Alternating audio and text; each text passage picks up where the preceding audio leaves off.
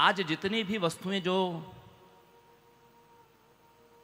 चढ़ाई गई है, शिव जी को क्या चढ़ता है जानते हैं? शिव जी को जितनी वस्तुएं चढ़ाई जाती है, अभी प्रसंग आएगा कि शिव जी को जो अर्पण किया था सबसे पहले ब्रह्मा जी और विष्णु जी ने जो पूजा की थी वो किन वस्तुओं से की थी? बोले पौरुष वस्तुओं से। पौरुष वस्तु किसको कहते हैं? जो प्रकृति में थोड़े या अधिक समय में अपने आप प्रकट होती है। भांग की कोई खेती नहीं करता, भांग अपने आप हिमालय पर्वत पर होती है। धतूरे का पौधा कोई घर में लगाता नहीं, धतूर अपने आप उत्पन्न होता है। मदार का पौधा कोई घर में लगाता नहीं, आप जहां तहां देखेंगे निर्जन वन में, मैदान जंगलों में मदार अपने आप लगता है, जिसमें किसी व्यक्ति का मैंपना नहीं आता, निजत्व का भाव नहीं है जिसमें किसी का कि ये मैंने लगाया है, ये मैंने बनाया है। कोई व्यक्ति अपना अधिकार जिन वस्तुओं पर सिद्ध नहीं कर सकता, ऐसी प्रिय पौरुष वस्तुएं शिव जी को प्रिय हैं। जैसे धतूर, कोई बोल सकता है क्या कि यहां से धतूर मत तोड़ना, ये मेरे बाप का लगाया हुआ है? नहीं कह सकता कोई।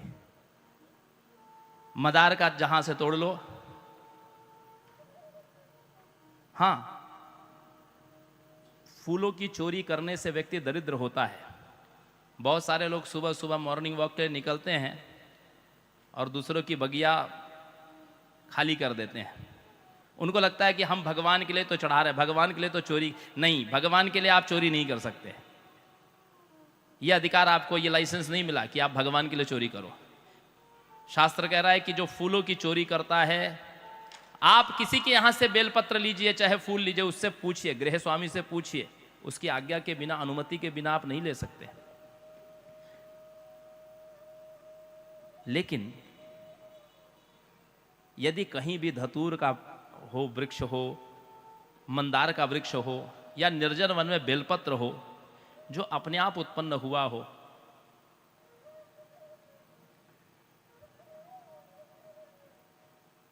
अभी मैंने कुछ दिन पूर्व किसी एक सज्जन के यहाँ अपने आप बेलपत्र लगा था।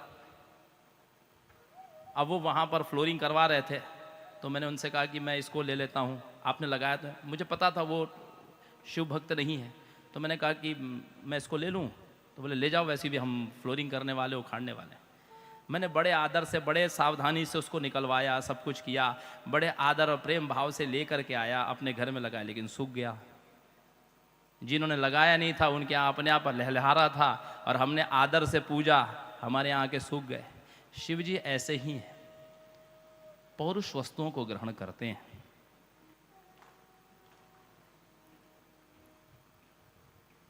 हमको भी पौरुष, हम भी पौरुष हैं। पुरमाना शरीर, इस पुरमाना शरीर के भीतर जो तत्व है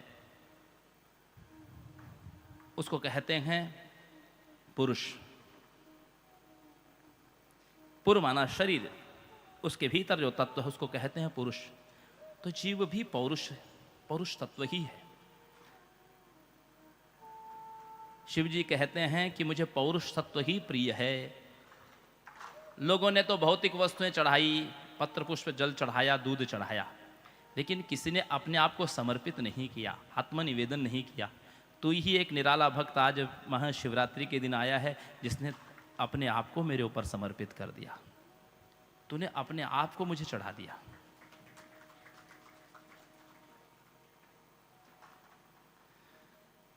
सज्जनों, माताओं, अयम तो परया भक्त्या दृश्यते नान्यथा क्वचित। जो परा भक्ति से ही प्रसन्न होते हैं, इसके अलावा भगवान मन वाणी का विषय नहीं है, बुद्धि का विषय नहीं है। मुनियों ने पूछा सूत जी से, ब्रह्मा जी से पूछा मुनियों ने कि अथ किम परम साध्यम किम वा तत्साधनम परम साधकः कीदृशस्तत्र तदिदं ब्रूहि तत्वतः। तो ये बताइए ब्राह्मण, हे प्रभु आप बताइए कि साध्य क्या है और साधन क्या है और साधक कौन है। साध्य क्या है, साधन क्या है और साधक कौन है। ब्रह्मा जी सरल शब्दों में कहते हैं कि साध्यम शिव पद प्राप्ति साधनम तस्य सेवनम। साध्य है शिवपद की प्राप्ति। जीव मात्र का परम लक्ष्य यही है कि वो शिव पद को प्राप्त हो जाए।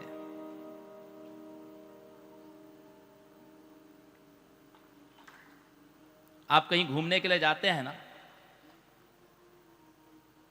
खूब आनंद लेते हैं, सब कुछ करते हैं, सुबह निकल जाते हैं जल्दी जल्दी, कहीं आपको किसी पिकनिक स्पॉट पर जाना है, और जैसे ही 4-5 बजने लगते हैं आप अपना सब सामान बटोरने लगते हैं, सब एकत्रित करने लगते हैं।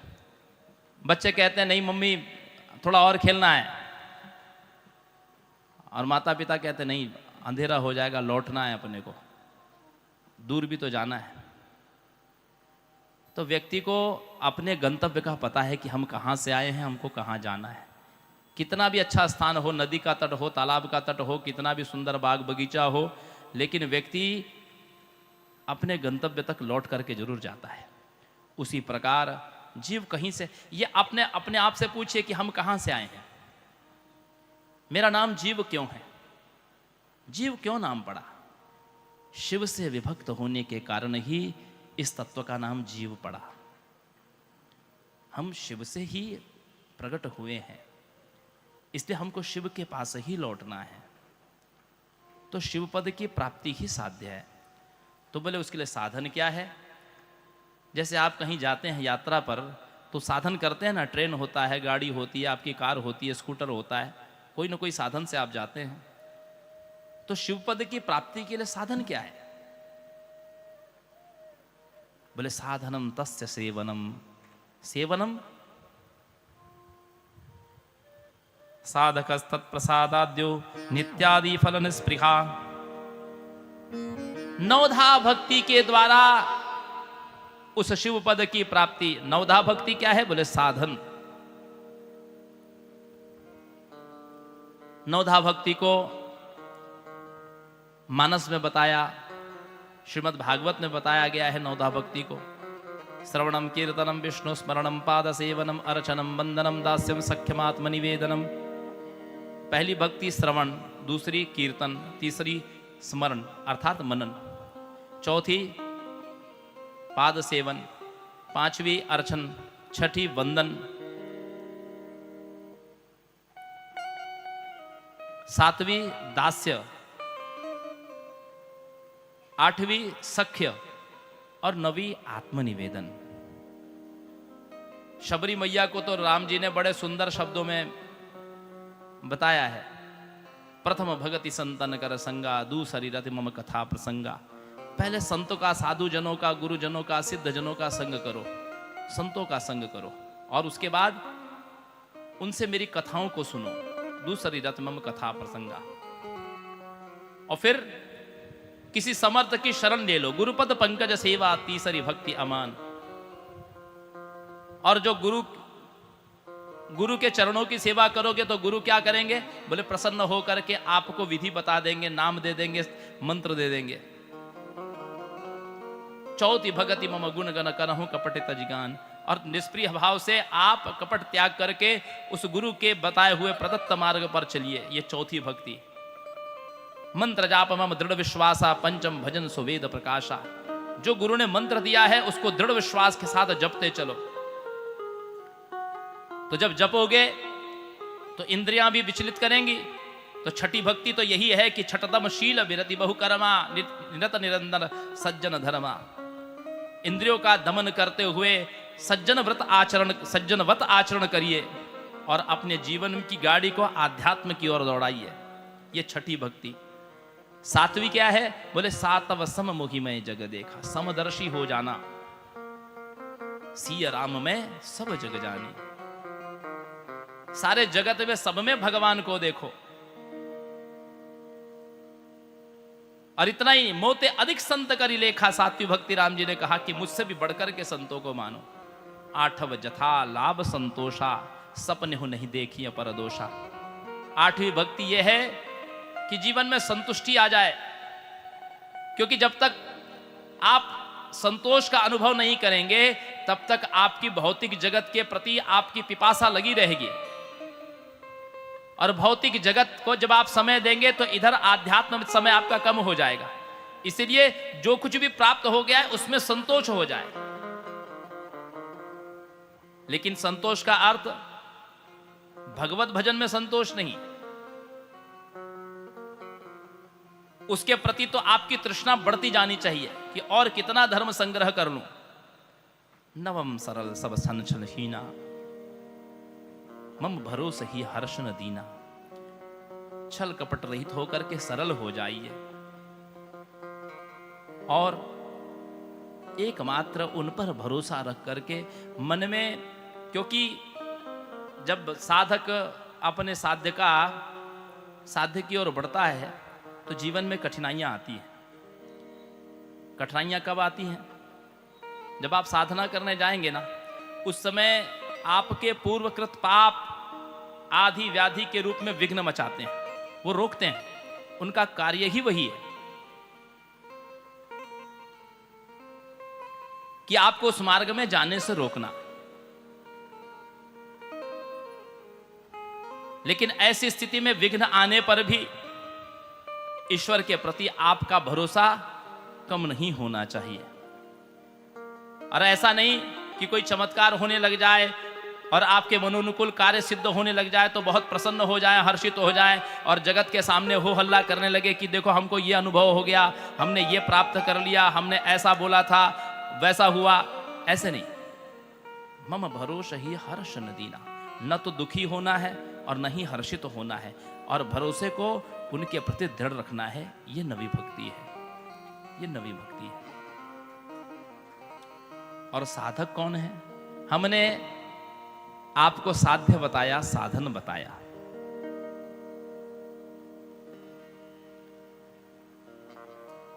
साधन कौन है? साधक कौन है? जो शिव जी की कृपा से इस कर्म के फल को अनित्य जानकर इस जगत से निष्प्रिय हो जाता है, वही साधक है। साधक किसको कहा जाएगा?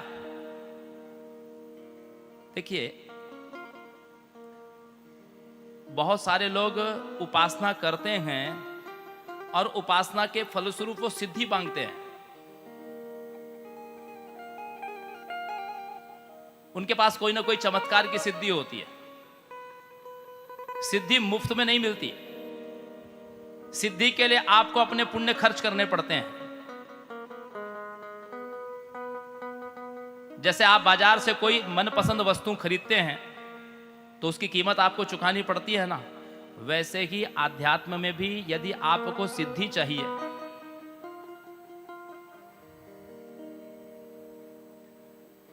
विवेकानंद जी से एक योगी मिला। उस योगी ने कहा कि तुम्हारी हमने बहुत कीर्ति सुनी है,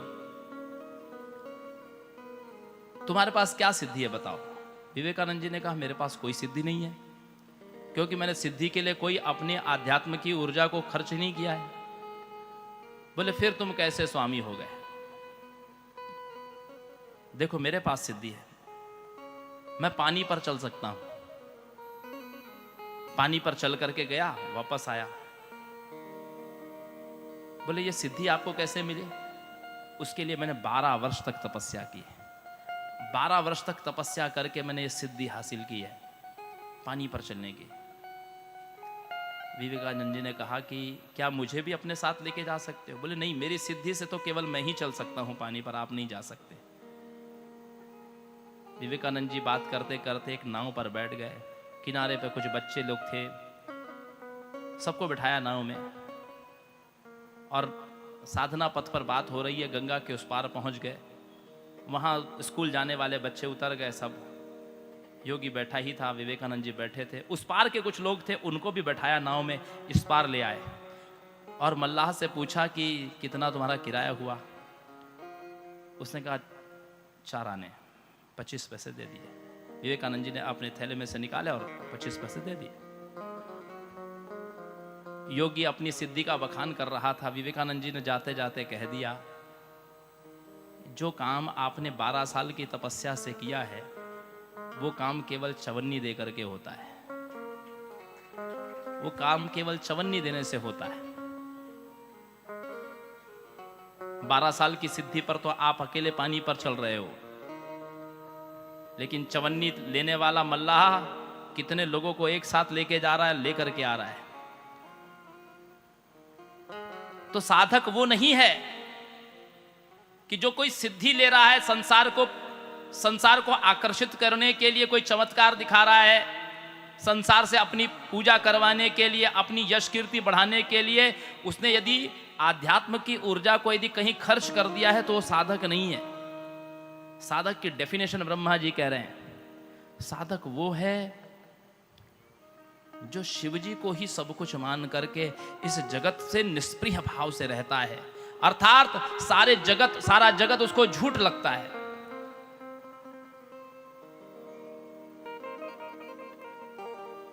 मेरी बात का आप बुरा नहीं लगाइएगा। आप जैसे आपको कोई टेक्नीशियन खोजना होता है तो आप जस्ट डायल करते हैं,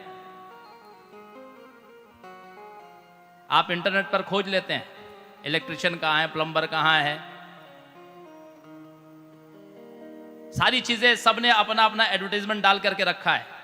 यहां तक कि लड़का लड़की देखने के लिए भी आप अखबार में मैट्रिमोनियल में तलाश कर लेते हैं। और हम में से बहुत सारे लोग इस बात पर भी भ्रमित रहते हैं कि साधक भी हमको टेलीविजन पर और यूट्यूब में और फेसबुक में मिल जाएंगे। तो साधक वहां नहीं मिलेंगे। क्यों नहीं मिलेंगे? क्योंकि साधक जगत से निष्प्रिय रहता है। साधक तो शिव कृपा से अचानक से मिल जाएगा, साधक आपसे दूर भागेगा। साधक के पास में इतना समय नहीं है। साधक उस शिव तत्व का रस लेने में इतना मग्न है कि उसको जगत से कोई संबंध ही नहीं है। यह साधक को समझिए। आप सोचेंगे कि टेलीविजन पर किसी चैनल पर मिल जाए, आपको अखबार में मिल जाए, यूट्यूब में मिल जाए कोई साधक। एक ऐसे व्यंग में कह रहा हूं, आप देखेंगे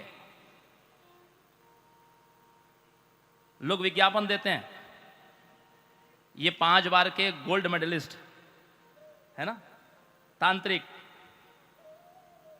खोया हुआ गड़ा हुआ धन बताने वाले, 2 प्रेमियों को मिलाने वाले, किसी का वशीकरण करने वाले।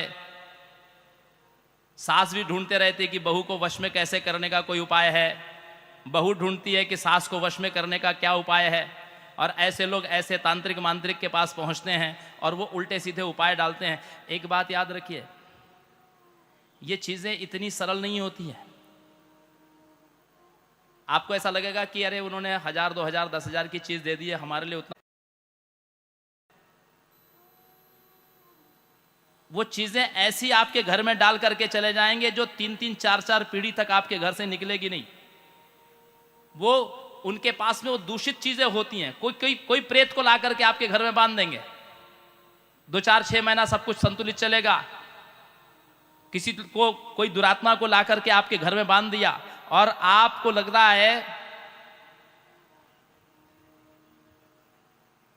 एक मेरे परिचित हैं,